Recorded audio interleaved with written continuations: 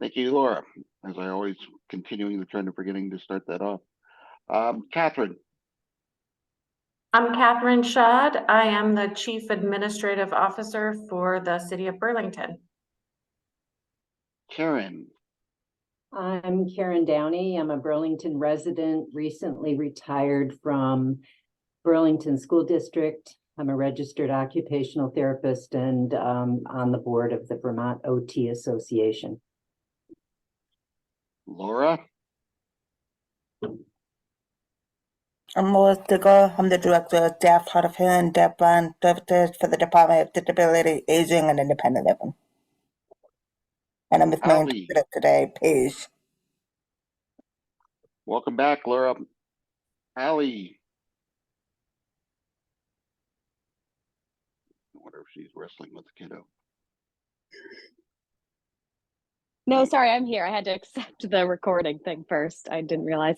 Hi, everybody. I'm Allie. As usual, I apologize. My camera is off because I am multitasking always with my 1-year-old at the same time as this meeting. So kind of like crawling around on the floor at the same time. But my name is Allie Fuddy. I am a homeowner here in Burlington. I am myself legally blind, and I also work for the Vermont Association for the Blind and visually impaired as a teacher of visually impaired, orientation mobility instructor, and certified assistive technology instructional specialist. I currently serve as the statewide consultant in technology for children's services. That's my daughter Finley in the background.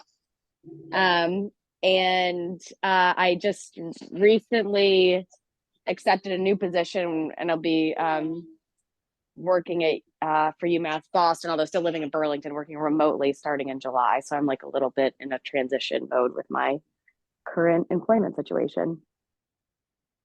Great. And Ethan. Hi, everyone.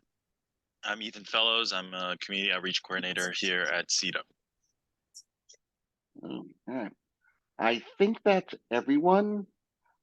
So in accordance to the agenda and what we discussed at the last meeting, I did pop in a interesting for public forum in case members of the public come in here wanted to speak about anything. I don't see anybody, but if anybody here wants something they want to say, either will be a member of the committee that they've seen or observed or news as a member of the committee, public, please feel free to let us know. Anything? Okay, moving on.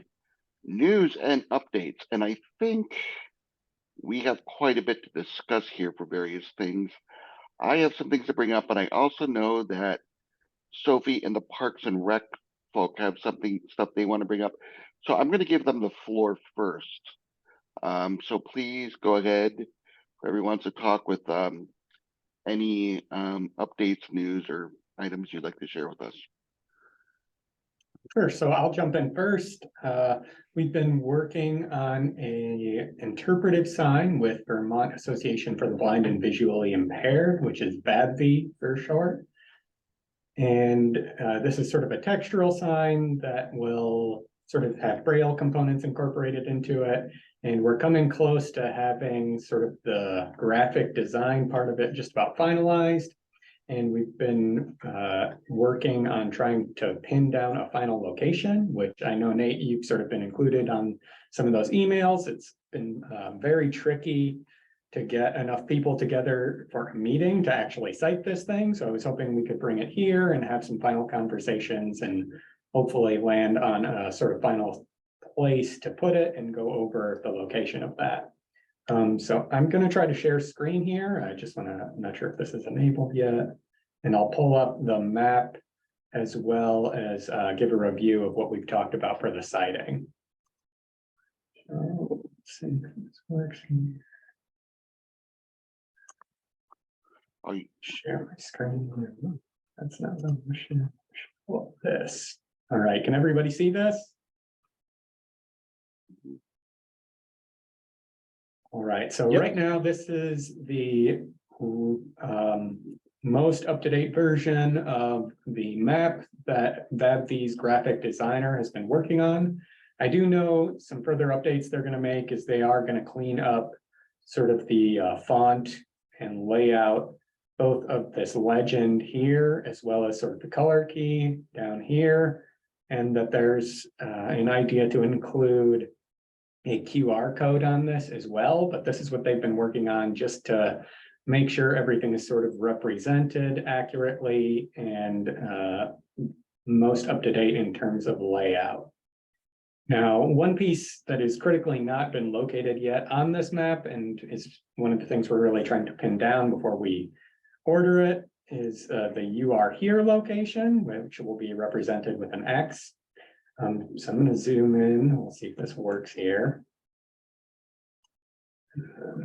Which we've been talking about putting down in the physical location at this sort of intersection here, where you'd be coming into the park, sort of coming over the railroad tracks there, somewhere in this general vicinity. And I think the area we've been leaning towards so far through email communications with BABV as well as you, Nate, is in locating it close to the bus stop here, knowing that people with visual impairments are often relying on public transportation to get around. And so this is kind of the general area we've been talking through, so because it acts sort of as the gateway to the park, and it's right there, and we're thinking of putting it closest to that bus stop. Now, there's also going to have to be some sort of online component that sort of cues people in so that they know this sign is there before they sort of get to the site. We know from some of BABV's feedback that people are often doing their homework and researching where they're going to go before they even get to this place. So having something integrated on that side as well is another piece of this that we're going to need to be working on. But today I'm hopefully just was hoping to show this all to you, get any last thoughts or feedback on some of the graphics, as well as on this sighting and location. So I'll zoom back out here so you can just see the whole thing and then open it up for comments. I'll zoom out. There we go.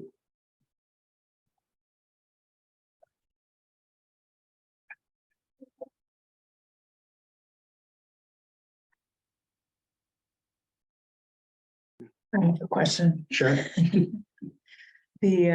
Have the colors been verified for color blindness in terms of the contrast in between all of them, so that someone looking at well, I guess the first question, are these the colors that are meant to go on the map? And then from there, have they been verified with the two different?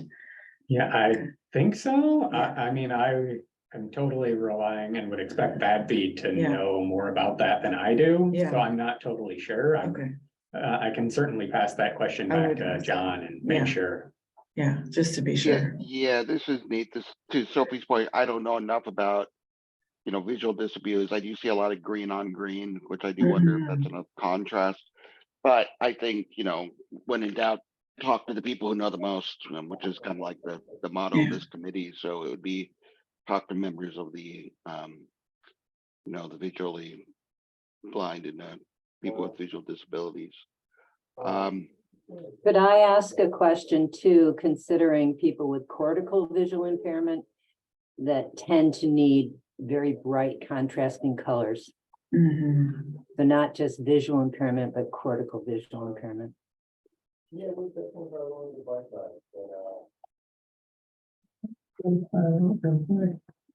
I'm sorry, I'm not aware of how that's spelled, Karen. Can you spell that out for me? Sure. Yeah, cortical, CORTICAL.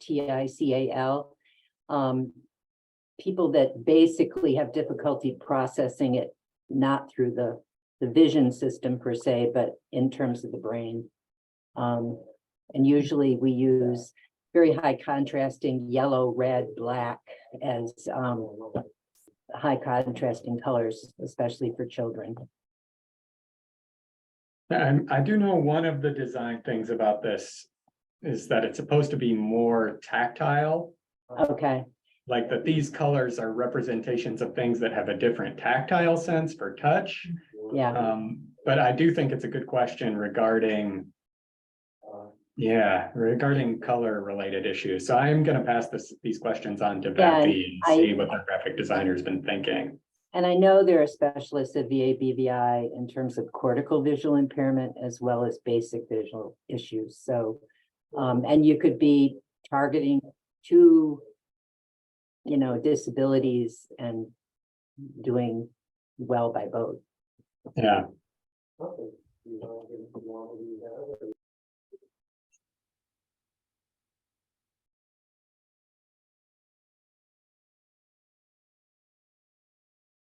Okay.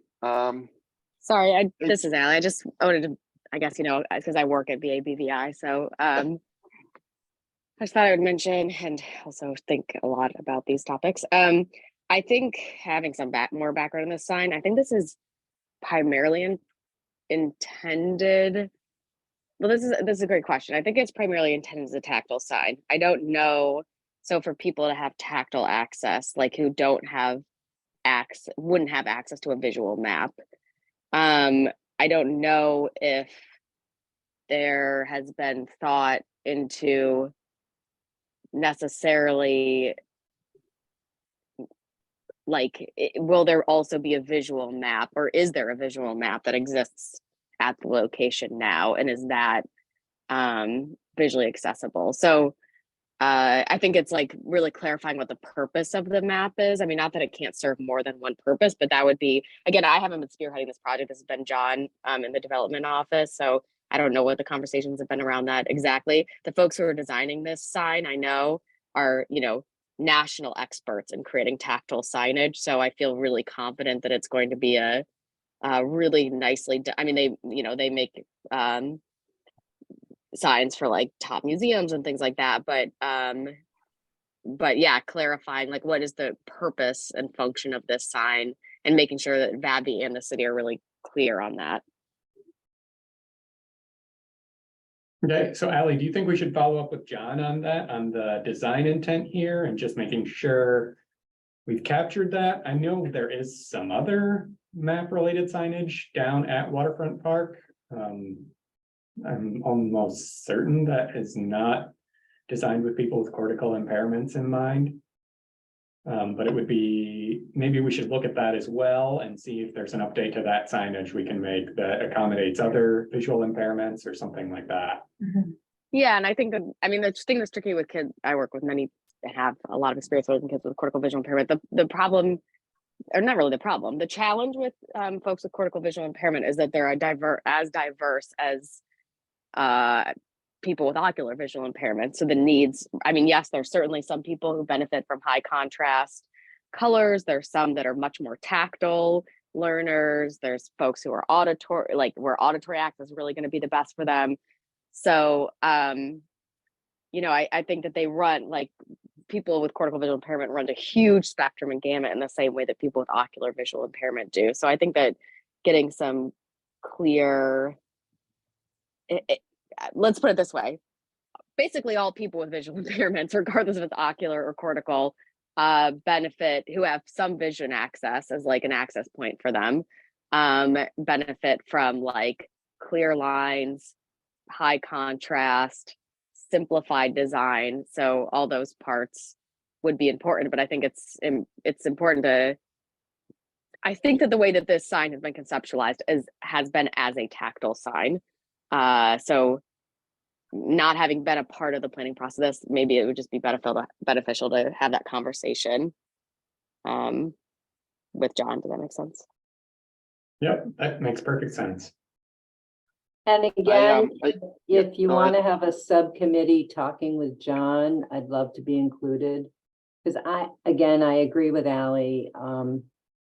So many folks, they have a combination of issues, and there are people that won't be able to access a tactile sign. And if we have money for a sign, how do we serve the most people? Thank you, Karen. I do think, I don't know if there's a specific timeline on it, but I do, we had discussed going down and making a field trip to look at the area, but Mother Nature really got in the way. Hopefully better weather is here to come, but then again, this is Vermont. We could get 2 feet of snow in 2 weeks from now, but maybe we should try to schedule another field trip. Just, as I'm sure most people know, the real areas that we were discussing was either by the public restrooms to put a sign or over by the bus stop area. I kind of like the bus stop area just given that's where people are getting off, but it's also pretty crowded, but it is good to kind of figure out where. I don't know if there's a map of the Parks region down there. I don't off the top of my head. I go there a lot, but if it is, I would think it would be up by the public restrooms. I think that's where it'd be located. But It's on those panels. There is a map down there. It's located over by the boardwalk here. okay, It's kind of in this area where my cursor is. It's not necessarily the most ideal location. It's actually something that was put up. It's kind of on the back side of some electrical panels that are basically making the wood there look nicer than they otherwise would without the map there. That's kind of I think the first intent of the map that's currently there. So it could be that maybe this tactile map is one thing, and then we are looking at our wayfinding just for the waterfront park area more broadly and what other access and mapping we need to provide down in this location. so just to read the comments, Laura asked, can you add that a visual description would be provided for how to get to certain places? I believe that's what isn't that what the little thing you do on your phone is for? Correct me if I'm wrong. Is that an audio description that you use over there? That's supposed to be. I don't know the official names for all of these, but I think that's what that was for, right? Provide audio descriptions. An audio description is fine for hearing people, but what if they're a person who can't hear? No, that's true. So that's why sometimes it's better to have both options, an audio description as well as a visual description. Yeah. So maybe we can schedule a field trip sometime and take a look and get out of the weather is nicer. I also think in terms of the sign, as we're, we discuss things to do with the budget. We are discussing, doing maybe putting some of the budget towards, making improvements to facilities, either a portion. Maybe we could, have a list of some things and maybe put some of the committee's money towards this sign, something it or other things. I think we just need to figure out how much could be allocated from the budget we have for this type of stuff. But it is something where maybe if adding something else to the sign would be beneficial, maybe that can come from this committee's budget. I don't know. I'm just trying to think of ideas. And we might want to add the restroom at Burlington Harbor Marina on here as a public restroom. Just, Yeah, I know it's tricky, but yeah, where is that anyway? Is that out? it's out down out there, yeah. But just so people know too, Yeah. because we have information in the restroom for the information center. I know that's been a challenging one to direct people to, but if we're putting up a sign, I think we want to make sure it's on there. Yeah. All right. I know John would, knowing John well, I'm like, no, he would 100% be willing to meet with anybody to talk about this. He's like, it's a project he's really passionate about and has spearheaded and wants to be as inclusive as possible around. So I feel very confident he would make time for anybody who wants to talk. One more question. Are there portalets down at the skate park during most of spring, summer, fall? I don't think so, no. Okay. There might be some new ones that are being put in that area related to the frame. But I don't know if those have been rolled out or if they're just in planning stages at this point. Planning right now. And the public can't use the sailing center, right? Not the sailing center is not a public restroom. Yeah. But the Harbor Marina are. Yeah, and the trouble with portalets is because they're seasonal, it's hard to put on a sign. Yeah. We wouldn't want people to walk all the way down there and then not find a restroom. In a swing season where they might expect it. Yeah. especially if you have kids who really need to go. Lots of scenarios we don't want to encourage. All right, so it sounds like I've got some follow-up with John and that we should try and get one meeting on site as soon so that we can just do a final review there and talk through some of our broader wayfinding stuff. Yeah, perfect. And Max, if you want to include me in that, I can maybe help get some people to that as well. Sounds good, definitely, Nate. Thank you. All right, moving on. Sophie, I think you had some things you wanted to mention as well. Yes, Max, I sent you a link to a document, sorry. All right, 1 second. Sorry, Max is the one connected to the, Last note. to everybody. It's in Teams. It's in Teams? Yeah. Just because the link is in Teams. Yeah, there you go. So if you just flip through like the site plan, it's not really a site plan, but and share. There, let's just do that. And then if we want to talk about the sculpture, the other pages have. Okay. So the topic or the park that we're talking about now is Dewey Park, which is in the Old North End. It's a very small triangular shaped park with the Integrated Arts Academy across the road from it. And then it's surrounded by right-of-way in all directions, except there's one section of Spring Street that was converted into a traffic calming project several years ago, and it's basically acts as a plaza at this time. And in the coming months, we are collaborating with Burlington City Arts and REIB, the Racial Equity and Inclusion and Belonging. Is it department or department? Office. I knew it was a bit different. On a forthcoming monument that will be installed in Dewey Park. And the monument is in production. There's an artist that's been engaged. This has been 2 years in the making. Now we're coming to the pavement hits, or the road, however you say that expression. And there's an RFP out to build the foundation of the sculpture. And this is what the sculpture will look like. It's just a rendering. It's a 14-foot, I think now, bronze whirling birds sculpture. As you can see, I don't have the description for the sculpture, but it's significant, and the base needs to be significant so that it can support the monument into the future. But with that, we have a path going through Dewey that was visible in the previous, there we go, kind of through the park that connects on one corner of the park to the middle of the plaza. And then we have sidewalks almost all around the park that are very narrow. They're about between 3 and 4 feet. They're all in, I'd say, need of repair. I'm sorry, Laura. But the conversation we've been having with the other departments or offices is that we need a connective path to the monument. It will have a concrete base, but how do we get people to and from it if there's a need for a paved surface?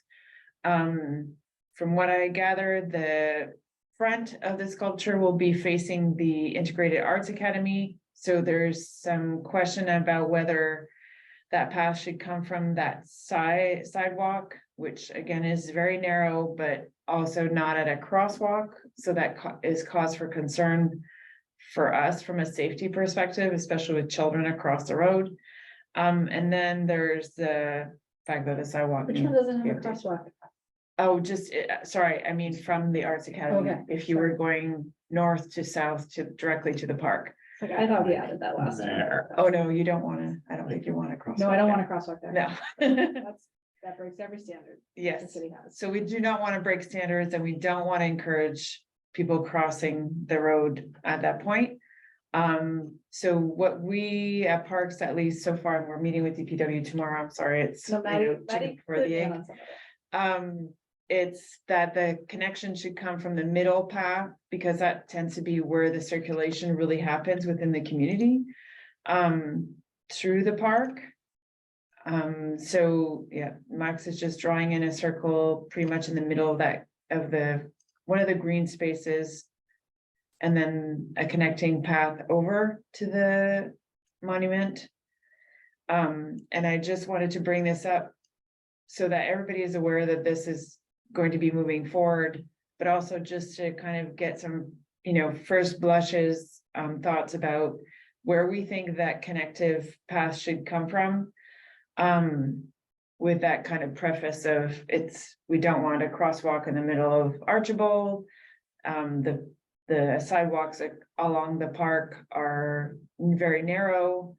But we have this more upgraded path that seems to get the most traffic in terms of community circulation. And to keep in mind that we do have a farmer's market that hosts a market weekly on Tuesdays in the summer from 3 to 6, and usually they're stationed along that path. We're in conversation with them to maybe reconfigure themselves. They will certainly need to reconfigure themselves for this summer, because once we put in a pad and a monument, there'll be reseeding that will need to happen for the grass surrounding the monument. But it's a time to kind of rethink how they're organized. I think I'll leave it at that, if that makes sense. So just some initial thoughts about where the path should go, and any other considerations when we're moving this forward would be appreciated. Having worked at H.O. Wheeler Integrated Arts Academy School, there's a crossing guard usually on Walnut Street. I know at that crosswalk on your map, there's a crosswalk that's a little faded, yeah. Now on the other side, on the Spring Street side of the school, go down Spring Street, you go to the intersection with Archibald. I believe there's a crosswalk that goes both ways from where your arrow is across, as well as angled over to the park. Not anymore, just, so when we paved Spring Street, just the ones that Max is showing now, you can highlight that one. There's 3 total at the intersection of Archibald and Spring Street. And then in like 2018, 2019, DPW fixed the crosswalk at Archibald and Walnut, and that has a four-way crosswalk marking. Archibald and Walnut, okay. Yeah. And the crossing guard, I remember being there on Walnut. Is there another crossing guard on the other corner for kids? I don't believe so. Yeah, I can't remember. okay. But what we did hear anecdotally from the crossing guards is it's insane. What's insane? They're taking their life into their own hands, acting as crossing guards in this area because of the circulation and just danger in this general. Oh, so Yeah. maybe we need some flashing yellow signals there, like on Pine Street. But DPW, parking services, and on the transportation side are in active conversations with IAA and also Victor, who I don't even know what Victor's role is, but I he know seems to Victor. help every school in some way. Victor's doing everything right now, but anyway. Yeah. So we're all connected over the recent concerns about the pickup and drop off around this location. This is Allie. So I'm very familiar with this whole traffic flow and everything, because I live my home is right on the corner of Manhattan Drive and Fountain Street. And I walk through Dewey Park almost every day on my daily sojourn to Jake's to get groceries. And so traverse these sidewalks really frequently. And as a person with a visual impairment, traverse these sidewalks very frequently.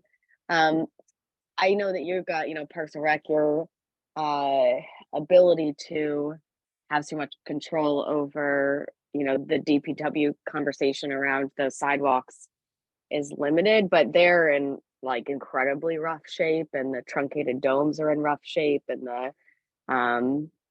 also the ramps are sort of in rough shape as well. So I'm wondering if this would be like a larger, if this would be a good opportunity to since work is being done in the park, to do some work. But I would say my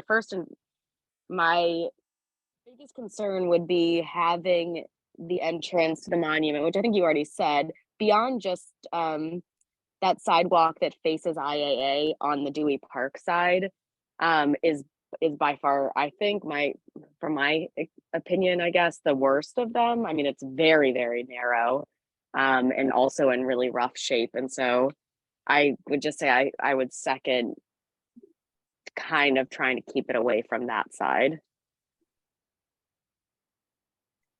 I'm wondering though, like, have you thought about, when this paving happens, putting in some kind of truncated dome situation or some kind of tactile indicator near the entrance to the monument to help give people some kind of cue, because there are a lot of intersecting sidewalks there.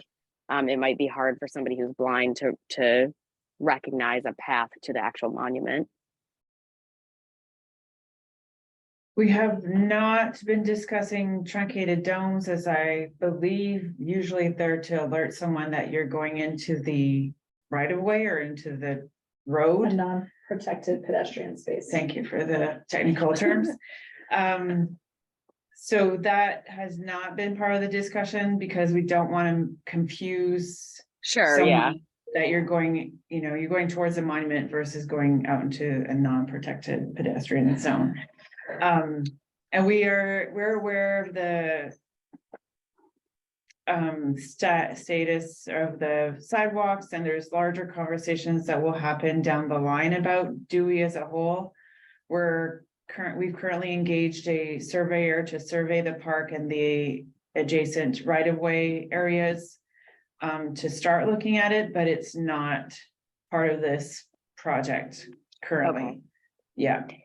Yeah, I mean, maybe I shouldn't have used the term truncated domes, because you're correct. That wouldn't be, but I'm just curious about some kind of tactile indicator to give folks to lead somebody to the monument, given how many intersecting pieces of pavement there are there. Just something to think about, because there are other ways of including a tactile indicators that are not truncated domes. Yeah, some other type of textured surface or a different type of finish on the concrete. Yeah. There's ways that could be considered. I'm sure our friends at BCA will love the extra cost of doing something more custom, but that could be a way to achieve that. But you guys they're not planning to change the cross park sidewalk, No, I right? don't think so. Which is the challenging thing. So anything that you would do needs to be adhered to the surface. Yeah. I'm vaguely familiar with the area. I think I would need to take a look at it. I definitely echo this sentiment, from somebody with a mobility device, uses a mobility device. Narrow is no thank you to narrow. Just because a wheel can come off or anything, so, and given that, thinking about scooters or bigger chairs and turning races, I would be the one to say the wider path is the best. My question is that concrete, if people pull up, they can go around the monument, right? Are people going to be around the monument? So if you're driving up, you're not just going to be looking at the back of the sculpture. Somebody's going to be able to drive around, right? Yes, the artist has said the front is towards the school, but I see it as something you can experience from all sides, and I wouldn't know there was a front to it, to be honest, to date. I mean, it's not installed, so I can't speak 100% to that. Can you go back to the rendering? Okay. I think the foundation has an opening, right? Yeah, there's meant to be space under it, so you experience it under. Yeah, are there more drawings in this one, Sophie? That's odd because they rendered it with the front looking south. Yeah, away from the school. towards the mural. I know. Yeah, well, I know. Yeah, My question is just like if the curbs for the foundation are a semicircle of some sort and not open on both no, sides? I think it's meant to be flush with the ground Okay, all around is what I understood it to be. and they won't have the seating. They'll have seating. So then the seating component is the part that could Yeah. be, More problematic. make it look more directional. Right. But the seating is facing the inside? Well, Right, it's but backless, the but opening to the seating though, Right, like that's right. the part. yeah. I don't think I have any other better renderings. Well, I do think that this is again also something that I think the more and more we look at these plans, the more and more it seems us think that we always need to get people there to kind of take a look at these areas by visual. But so I want to know enough, but I do seem to echo, the sentiment is obviously we understand that repairing sidewalks and all that is a very expensive and challenging endeavor, which ultimately hopefully do, but I think for overall safety and access, I personally think the wider the sidewalk or wider the walkway that's leading to that, the better for everybody. And obviously it sounds like we've heard that from other people, and I think from somebody who uses a wheelchair, a turning radius, you don't want somebody turning their device and accidentally coming off a sidewalk or anything like that. So, No. Okay. Anything else from the Parks and Rec folk? I don't know that you guys got any additional direction. I personally like the way that Max had the access drawn off the center of the Oh, curved yeah. path. Yeah. But I do think another option might be there's a somewhat new section of sidewalk that leads around the mural right Yeah. there. If you needed a different direction in on a sidewalk that's in reasonable condition, built to the right standard, connects closer to the school. That might be another location to look at. I will say from a construction perspective, one of the reasons we didn't reconstruct the sidewalk along Archibald is that it'll impact a crabapple tree that likely won't survive widening of the sidewalk. But we can have that conversation since the park's gonna have a different activation now Right, than right. it did back when we were working in that area. And do you know why the sidewalk is not connected on Spring like this? Yeah, that strip. It's always been a bit of a weird. Because we were talking about eventually it being a park and there not being asphalt there. And so where it ends right there lines up Right. with Elmwood sidewalk. So if we were to reconstruct that I area, see. that's where that sidewalk wants to end to be part of that street. Got it. So why build a sidewalk there? Someday it's gonna get ripped out. Yeah, we thought Yeah, it was gonna be sooner than 2023. yeah, right. Because we thought we would convert this at the age of the mural. Got it. And now we are doing different things with the park, so. Well, Okay. Thank This you. is a great open to discuss that. So moving on, we have about 15 minutes left of the meeting to go, but it's okay. These are big things of design. This is actually the type of stuff we were hoping this committee would be, is addressing, changes and dealing with variety of disabilities. So I'm happy we're doing that. I'm going to give just a quick news for my update, and then just a brief discussion on outreach. So I've been pretty busy with talking about the committee. As you saw, I gave a presentation towards 2 and 3, which I think was received well. I obviously got a lot of the reaction of like, what? There's a accessibility committee in Burlington? What's this all about? One person who was interested was Jean Waltz, who was a member of the Burlington School Board. She was interested in that. She emailed me and said, yeah, we definitely feel we should have some kind of school board membership on this committee. She did think it might be worthwhile to get someone from the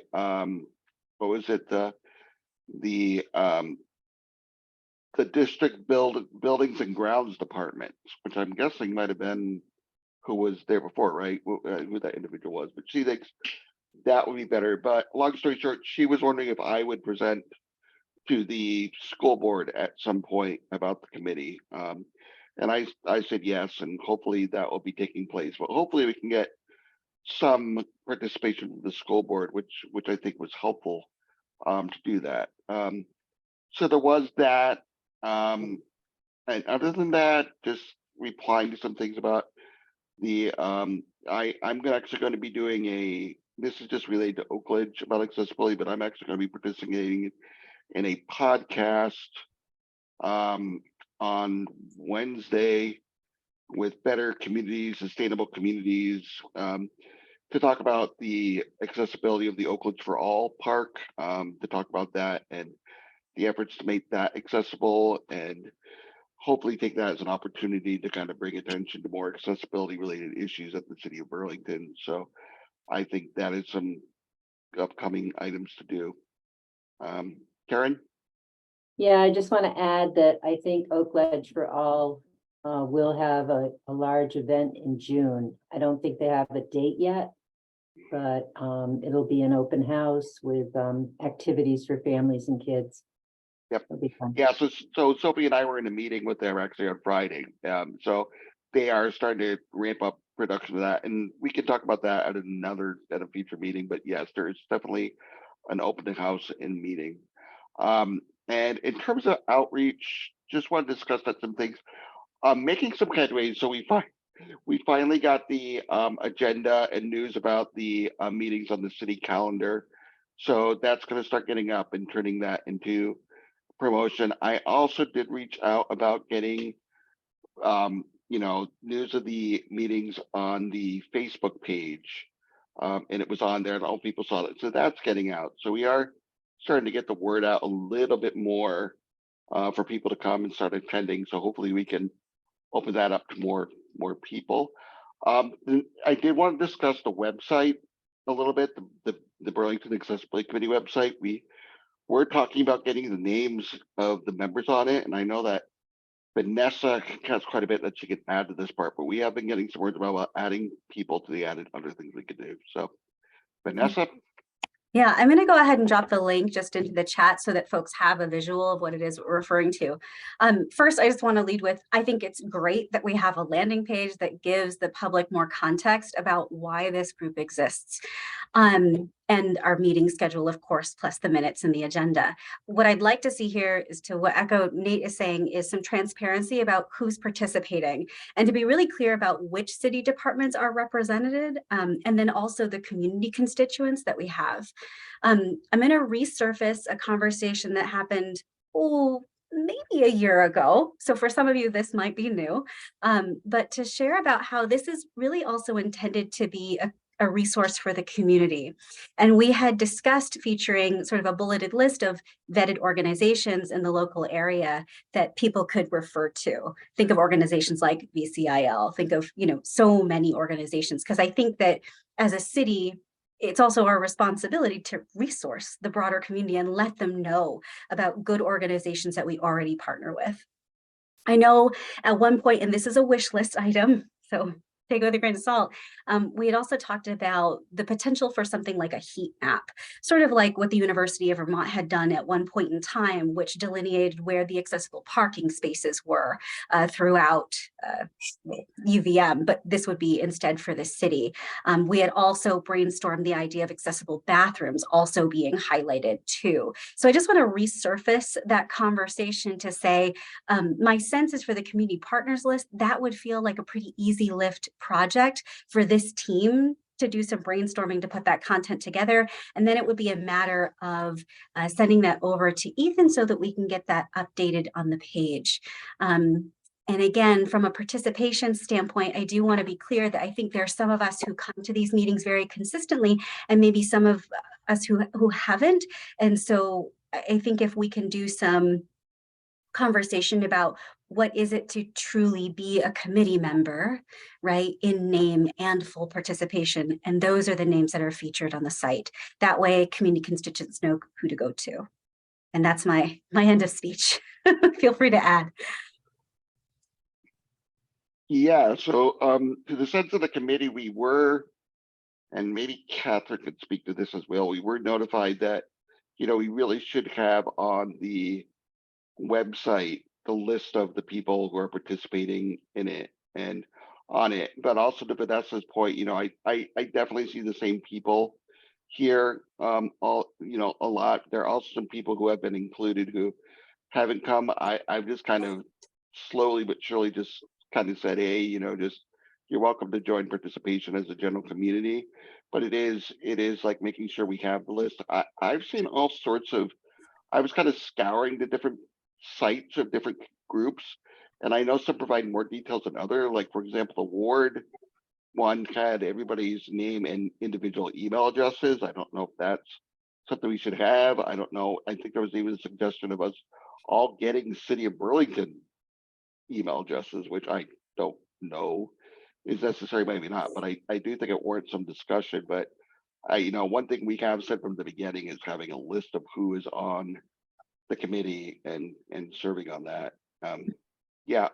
Vanessa.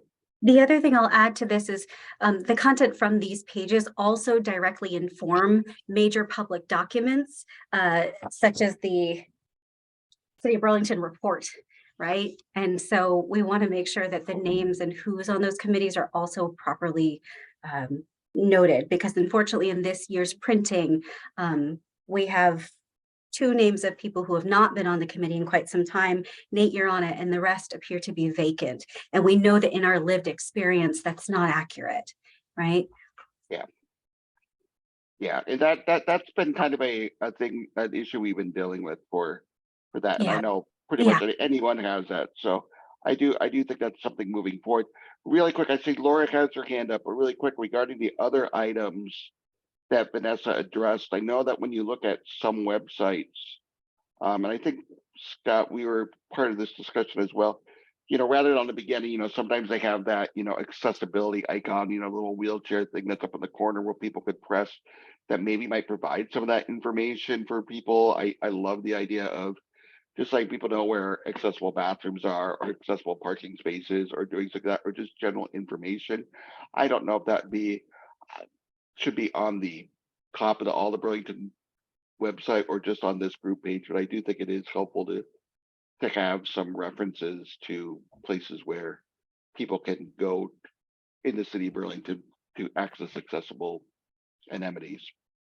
And I wonder from a formatting perspective or a model that has been successful. One of our partners here in this group is Amber Fulcher, who works really closely, right, for the University of Vermont as a 405 and ADA coordinator. And she's done some really excellent work in that. And we could seek her perspective to inform what we would do here. And then I think you had your hand up a couple times, yeah? Yeah, Laura had her hand up. Yeah. I was just going to make a suggestion to what you mentioned before, Nate, about listing the all of our emails on the website. I don't think that's a very effective idea. I think it's more of, can you create one, but we all get, if someone were to click on that email, we would all get the same email. Does that make sense? Yeah. Like a listserv? I'm just saying it's what I've seen. I was going on some other things and I saw it was part of the discussion. Vanessa, I don't know. I want to be careful. We have the head of IT here. So Scott, feel free to be like, no, Vanessa, I can't do that. I know for, let's say, the Human Resources Department, for instance, we have an HR email. So if someone were to email that, it goes to everybody that's on our team. But I know not everybody here in this team has a City of Burlington website, and I don't want to volunteer what's possible without deferring to the head of IT. We should be able normally, in my experience, when you have a website, everyone in the committee has access to that email. Like, it would whoever emailed that email, we all would get that same email, but we would pick someone from the City of Burlington to delegate who the answers to that email. If that makes sense. Yep. No, we could do a distro list if we wanted to. I mean, and we don't. It's easy if everybody has a City of Burlington address, but it doesn't have to have everybody have a City of Burlington address. We can put other people on there as well. I guess my question is, do we need, because like I said, I just reviewed different groups. There are some where they have the names of everybody and provide the email addresses for everybody. I think that's a bit too far. I don't know if that's required. I've been on ones where it's just the names are listed. I think honestly, having the names of everyone, maybe what they're associated with, and then maybe a general email, either something that either goes to me or Catherine or somebody, or if everybody wants to get the emails, that's fine. But then I don't necessarily think everybody in this committee needs to be receiving emails related to all the issues, unless everybody really wants it. And I would just Yeah, echo yeah, a but model that's- that's already existent within the city is, let's take the Human Resources Committee, for example. We have a landing page. All of our names are listed, plus the department association, but not necessarily their emails. And there's one repository email that all communications get sent to. I like that idea. So that's something to move forward on. So we are at about 2 minutes left to the meeting. I did put in some adjust about, I did add like use of funds, because as we are heading into summer and stuff, discussing ways to use our budget. I think we discussed some things that maybe for improvements to areas to make them more accessible, whether adding some features to the tactile signs or maybe even improving access to some areas. One thing that kind of popped in my mind, I was actually at Miller Rec the other day. I just proved access that's kind of outside. I was at Miller Rec the other day. I do power soccer, and I was in the restroom. And one thing that a lot of people mention are the need for adult changing tables for adults so when we think about accessibility, maybe ways we could use this funds, maybe thinking about maybe using a small thing to purchase an adult changing table to put in Miller Rec, someplace like that. It's just an idea. I just happened to be in there and I was like, whoa. We actually have my son on the regular one, and I'm like, hey, maybe they should make it bigger. But just in terms of thinking about ways to utilize this budget, we have two parts. We have the making improvements, and then also how we want to do and things like adding, I'm always preaching about making sure people are out of state, if they have their placard, they don't have to have sign. If we make something, how do we do that? And I think Karen had adding a list that we can provide to public places, just saying how to be more accessible, printing some of that. What are the steps that we could do that? So as we're moving into the spring of summer, maybe at the next meeting, we could give some discussion about items that we could use for that moving forward. I can also say that the Burlington School District may have a couple of extra adult-sized changing tables now that the high school's being torn down, and I can send an email to Victor and find out. Yep.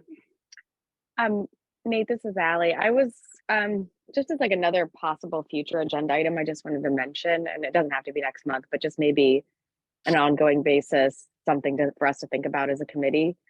And it's on my mind because I just voted on town meeting day, and I love the people of my ward. I don't mean to disparage them at all. I just think that it's indicative of like probably a larger systemic issue in Burlington, which is that I've lived here in Burlington and voted, and I'm a diligent voter here in Burlington in the same voting location for 7 years. And I have yet to go and have just a easy go in and vote, no issues experience. And I think that is important. And I wonder if other folks with disabilities who live in Burlington have different but similar experiences, and if there's ways that as a committee we could help support making voting easier and smoother for Burlington residents with disabilities. Allie, thank you so much for mentioning that, because when I spoke towards 2 and 3, that was another thing that was brought up, voting. And it was more somebody looking for, volunteers to help out the poll tables, but also the issue of coming in to vote came up. So I do think that is something that this committee can work to address and get feedback on and work on in the future. Definitely. And I believe that was discussed I think you brought that up at a past meeting as well. So I think that is definitely something we should add to the other agenda. Karen. Can I mention that Vermont Coalition for Disability Rights is having a Zoom event with legislators on April 19th.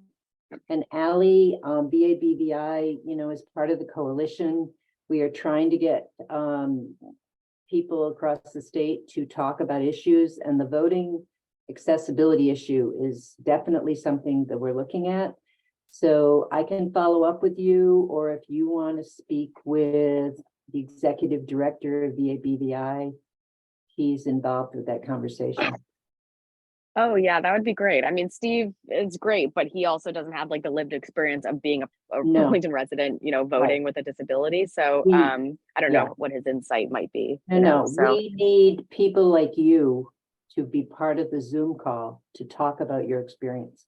Yeah, so on that note, really quickly before we go, that is Disability Awareness Day, which I think some people know. I know Laura knows about it. So every year the that is held at Montpelier. VCIL is a co-sponsor of that. So Disability Awareness Day this year, it is April 19th. It is all Zoom. Usually a bunch of people go down to the Capitol. We try to get as many people with disabilities down there, meet with legislatures. This year it's a smaller event, unfortunately. I don't know what the plannings, but we are looking for people to meet and talk with legislators through Zoom. And I actually was just asked to speak on an issue of buying durable medical products, which has become an increasingly difficult issue. Yeah. So yeah, well, I we would love to are, do that if anybody wants to connect with, you know, what the right way of going about that is. So okay. I can get more information about the event to members of this committee and members of Burlington. I will start getting that out to people.